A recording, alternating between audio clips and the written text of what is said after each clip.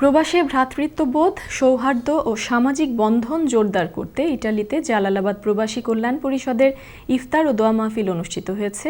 Italy থেকে আমাদের প্রতিনিধি মিনহাজ হোসেনের আরেকটি রিপোর্ট। প্রবাসীদের অধিকার আদায়ে কাজ করা সংগঠন জালালাবাদ প্রবাসী কল্যাণ পরিষদ ইতালি প্রতি বছরের ন্যায় এবারও রমজান মাসে রোজাদারদের সম্মানে ইফতার ও দোয়া মাহফিলের আয়োজন করেছে। ইতালিতে বসবাসরত প্রবাসী বাংলাদেশিদের অংশগ্রহণে অনুষ্ঠানটি এক মিলন মেলায় পরিণত হয়। অনুষ্ঠানে সংগঠনের সভাপতি রুবেল আহমেদের সভাপতিত্বে ও সাধারণ সম্পাদক আরিফ আহমেদ আরিফিনের পরিচালনায় সংক্ষিপ্ত আলোচনায় সংগঠনের নেতৃবৃন্দ ও কমিউনিটির বিশিষ্ট ব্যক্তিরা প্রবাসীদের ঐক্য, সম্প্রীতি ও পারস্পরিক সহযোগিতার উপর গুরুত্বারোপ করেন।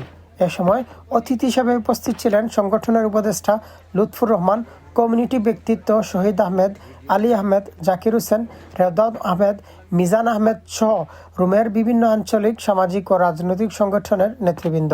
বক্তারা প্রবাসে বসবাসরত বাংলাদেশিদের অধিকার রক্ষা এবং কল্যাণে জালালাবাদ প্রবাসী কল্যাণ পরিষদের ভূয়সী প্রশংসা করেন। পাশাপাশি ভ্রাতৃত্ব, সৌহার্দ্য ও সামাজিক বন্ধন জোরদার করতে এ ধরনের আয়োজন গুরুত্বপূর্ণ ভূমিকা রাখছে বলে মত প্রকাশ করেন। ইতালি থেকে Minhaj Hossain, channel S news.